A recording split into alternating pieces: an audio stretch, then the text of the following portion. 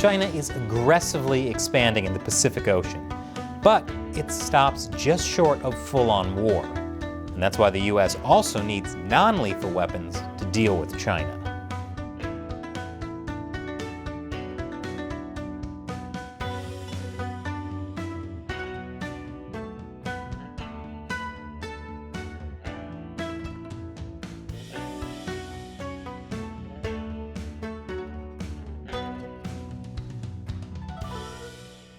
Welcome to China Uncensored. I'm Chris Chappell.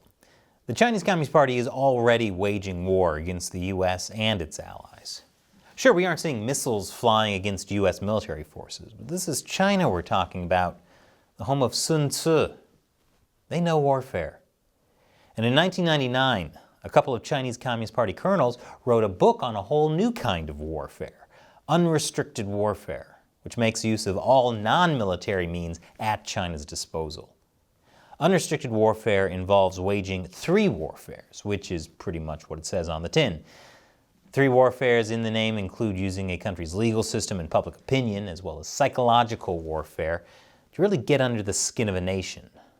More specifically, China uses three warfares to provide the legal basis for launching attacks and to delegitimize and demoralize the adversary, aka the most brutal form of war there is, bureaucracy. Bullets are somehow less cruel. The Chinese Communist Party's unrestricted warfare strategy is part of their gray zone warfare. Lots of warfare, very little bullets. Gray zone warfare escalates conflict short of war, without triggering UN Security Council resolutions, economic sanctions, or other international penalties. Like when China started building artificial islands in the South China Sea, and then used that to make territorial claims. Other countries told them to stop, but no one declared war. Then China militarized the islands. And now, no one can do anything about it because we don't want a war. Central to China's gray zone warfare in the South China Sea is the People's Armed Forces Maritime Militia, which is separate from the Navy and the Coast Guard. The Maritime Militia is made up of civilians, not soldiers, who work in the marine economy. They cover tasks like border patrol, surveillance, reconnaissance, maritime transport, search and rescue, and auxiliary support for wartime operations. They've been busy helping China protect its artificial island building efforts, often in the guise of fishing vessels. Man, unrestricted warfare is sneaky. And as if these jobs weren't demanding enough, they now have to work as military intelligence on top of it. It'd be like an Uber driver being forced to transport rockets while taking drunks home from the bar. Man, that 5-star general didn't even give me 5 stars. China's maritime militia has been involved in a lot of clashes with other nations, while giving the Chinese government plausible deniability.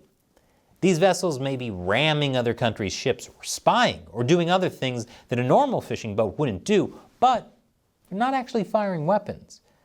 And they're civilians, so it's not like the U.S. and other countries can just shoot down China's maritime militia. Well, I mean, considering what the U.S. spends on defense every year, it totally can. I'm pretty sure the U.S. could blow up Mars at this point.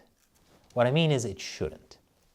The problem is, because these vessels are unarmed, U.S. naval forces cannot respond with military force without significantly escalating the confrontation.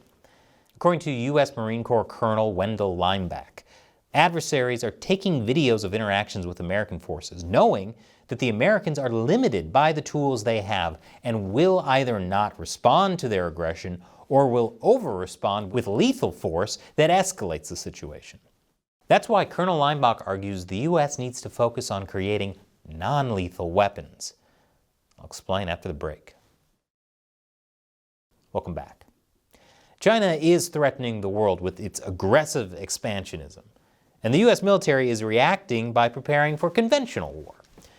One thing that the U.S. military loves to focus on is enhancing the lethality of its tactics and weapons.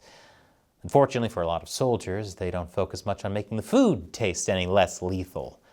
I can't tell if this is scaly chicken or feathery fish. But given that China is waging unconventional gray zone warfare, the U.S. can't expect a purely conventional fight.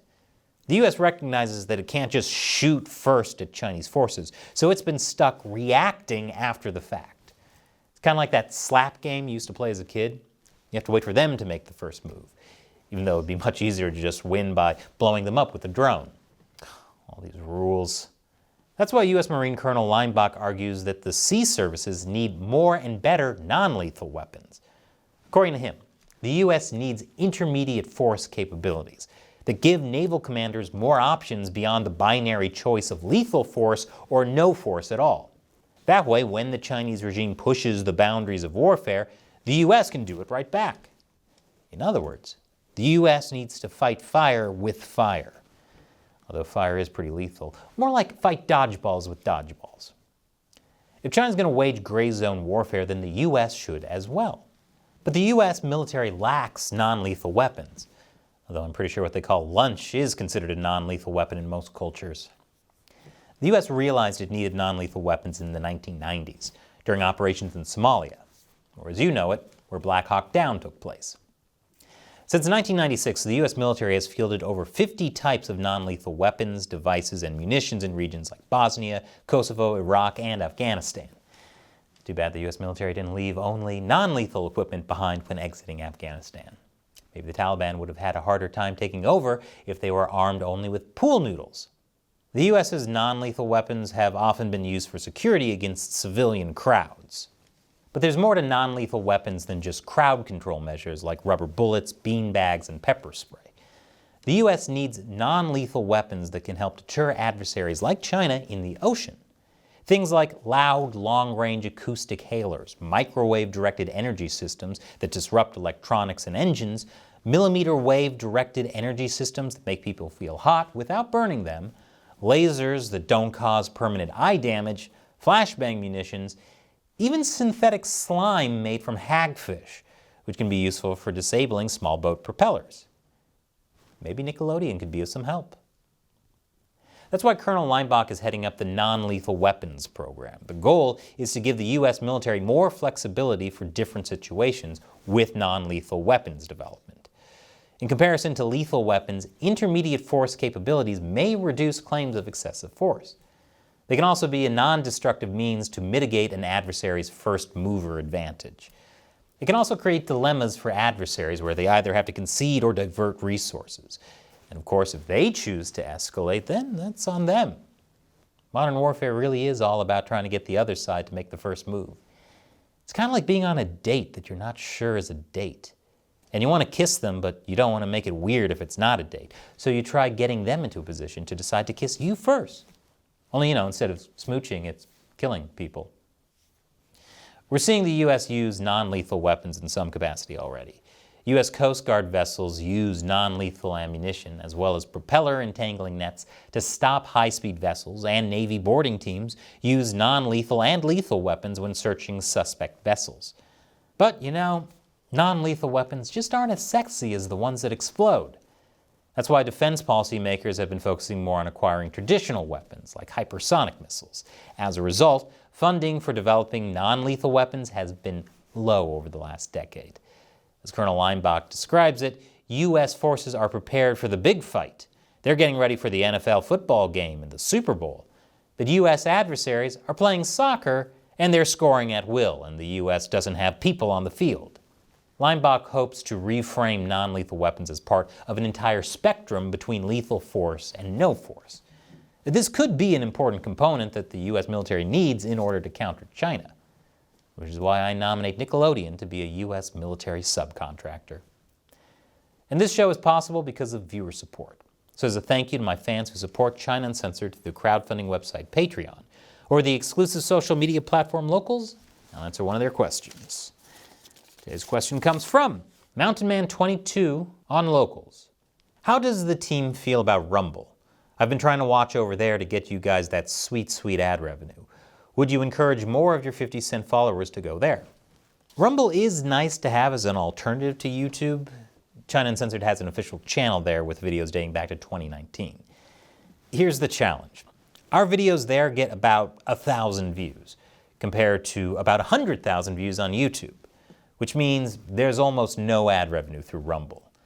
This isn't just about China Uncensored, it's a matter of Rumble just not being very popular right now.